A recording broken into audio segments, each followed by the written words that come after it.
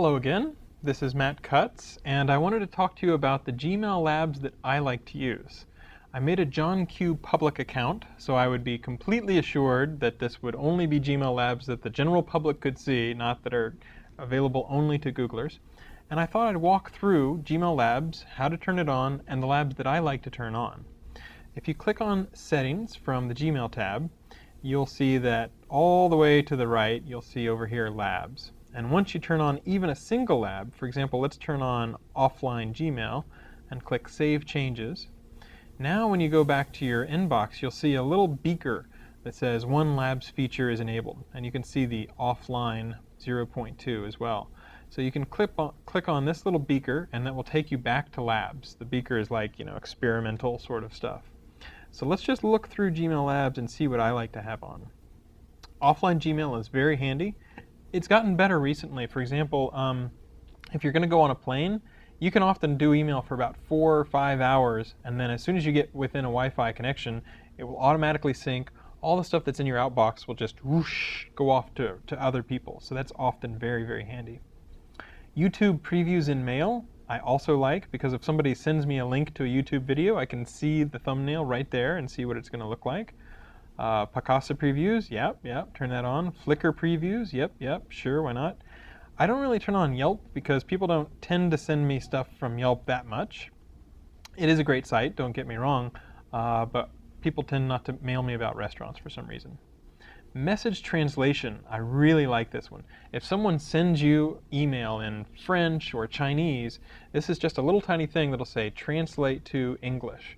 And even if it's a spam, like a Chinese spam or a French spam, you can see, oh, it was a French version of a Nigerian 409 kind of letter, which can be a lot of fun.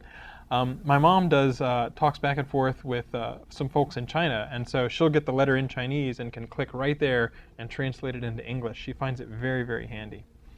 Back to beta. Gmail just came out of beta, so this adds the beta label back. If you can't stand losing your security blanket of the beta label, we'll go ahead and leave that off because we embrace the future. Quick links, one of my favorites. Definitely enable quick links. What does quick links let you do?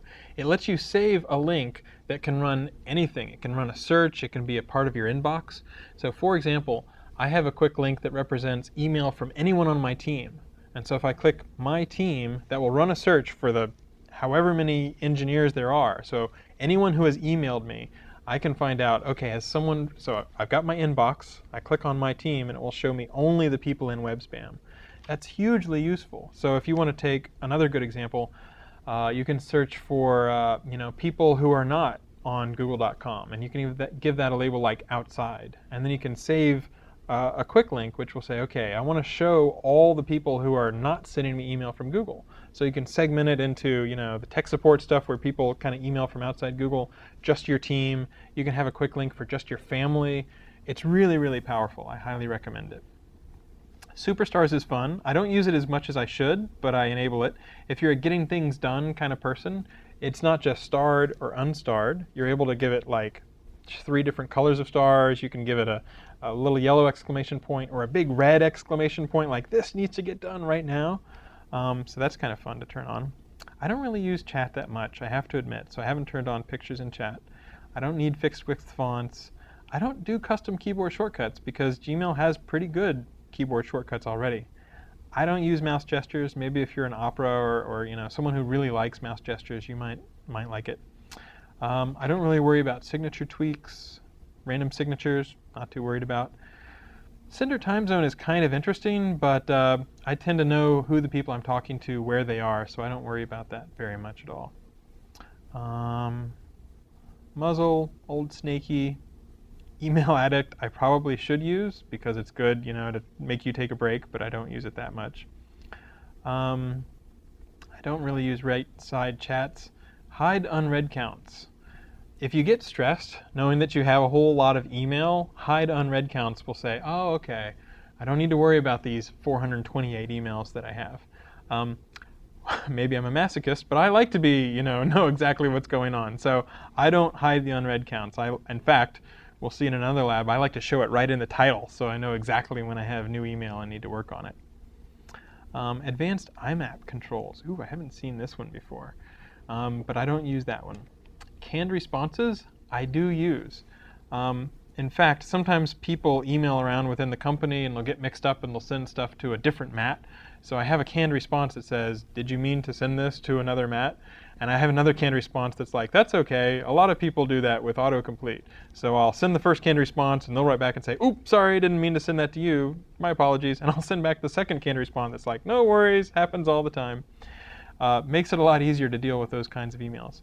But canned response can be used for support things. So for example, if you use Google Apps for your domain and you get a typical kind of complaint or a typical kind of piece of feedback, you could use that to say, thank you for your feedback, we are processing that. Then you don't need to reply personally, you can just forward that right on to the person who can take care of it. I really like canned responses. Quote selected text, don't really use that. Navbar drag and drop, I do use that because I like to rearrange the things that are on the left-hand side, put things in a slightly different order. Mail goggles. Now that's a neat feature. It won't let you email until you solve some math problems, especially late at night. I try to always double check my email and I tend not to drink a lot, so I don't use mail goggles that much. One great feature about Gmail you might not know is the 5-second undo. So suppose you meant to reply to one person and say, that Larry Page guy, he's so silly, and instead you replied to the whole company. For about 5 seconds after you send that email, you'll see a little label that says undo or don't send or something like that. You just click that and then you have not replied to the entire company. You've only replied to your single friend. I use that every so often, so it's a very handy feature to know about. Forgotten attachment detector, I think I do turn that on. Vacation time is pretty neat. You can sort of say, I know I'm going on vacation in a month, I'll just go ahead and set that up, and then you're not 2 minutes from walking out from vacation and you're trying to set up your auto response and all that sort of stuff. Custom label colors, I haven't really used that. I'm not a getting things done kind of guy. I might have turned it on and tweaked a few colors, but it didn't make that much difference for me.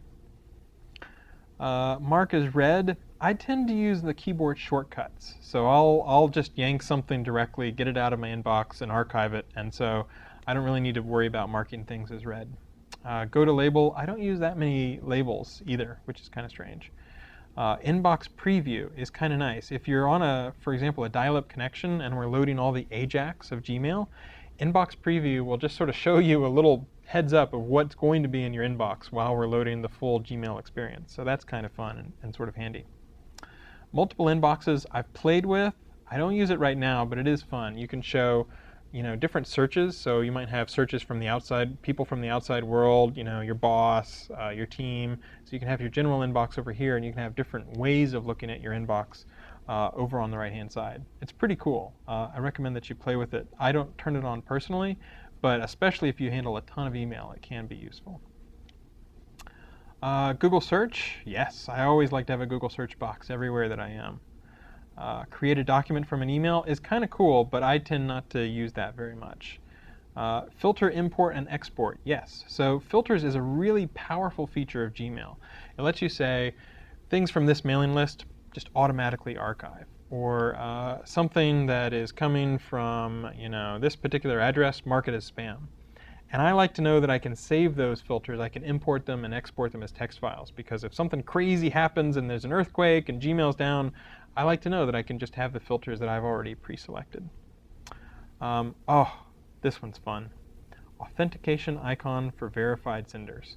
So this is if eBay or PayPal send a link, we will double check that it really comes from those domains. And if it does, we'll show a little key that's a golden key that says, yes, this really is from PayPal. It's not a phishing email.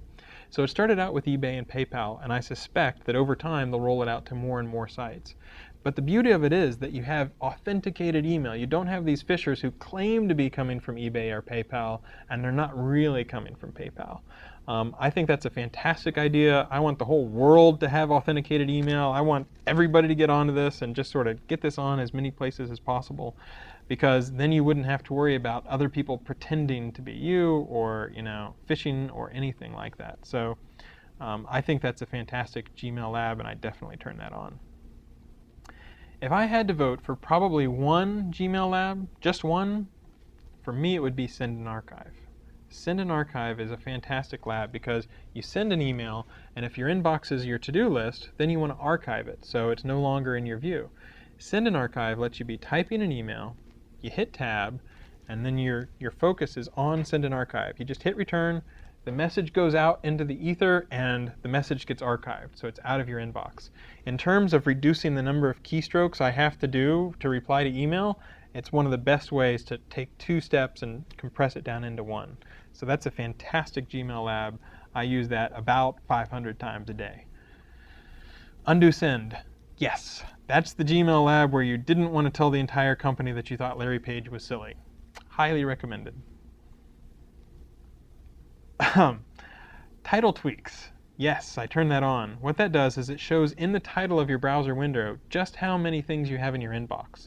So if you've been going out for a walk, you can come back and you can quickly see without even making Gmail have, the main part of your window, oh, I've only got 3 emails. I don't really need to go and tackle my Gmail quite yet.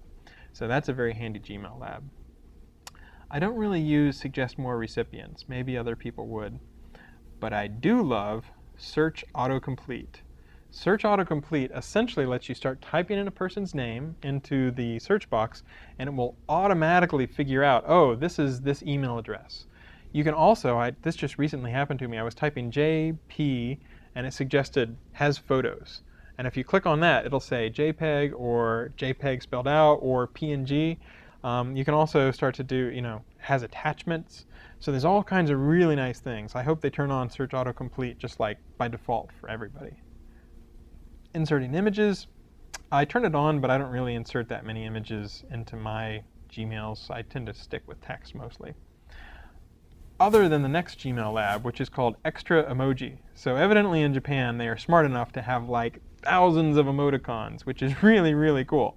So sometimes there's a person at Google that I'll like send a whole bunch of emoticons to, and he'll send back like 4 times as many emoticons, and you try to figure out how to turn your message into something with nothing but emoticons. They've got some really strange ones. They've got some animated ones. If you're sending off 400 business-related emails, sometimes you want to blow off some steam and just have some fun. So I do recommend Extra Emoji. Oh, Google Calendar Gadget. The 2 tabs I always have open in my browser are Gmail, pinned all the way to the left, and Google Calendar, just right beside it. So having a Google Calendar gadget lets you see what your next appointment is going to be. So you don't necessarily have to go to that tab. I always have them, but I really like having the Google Calendar gadget. Google Docs gadget, it's worth turning on. I don't use it that much myself, but it's handy to have around because it's sort of like recent documents that you've used. So I always just go to Docs, but if I can get into the workflow to remember to use the Google Docs gadget, I think I'd find that very useful. And then finally, you can add a gadget by any URL. I tend not to use that very much, but it looks like I probably have, let's see exactly how many labs I have turned on. I'm saving these sort of labs so that they're all stored exactly how many I'm using. Ooh, and I have an inbox preview while it reloads, and I mouse over it, and I use a total of 22 labs. So I'm a bit of a power user. It doesn't hurt to turn these on. It's not like it really slows down the experience that much. What I do love is if you work at Google, you can sometimes get to preview a few even neat ones before the rest of the world gets to see it. So I probably run 25, maybe 30 Gmail labs total. These are the ones that I use. They can make you a lot more productive, and they can also make emailing a lot more fun. So check out Gmail Labs. It's definitely got some good stuff in it.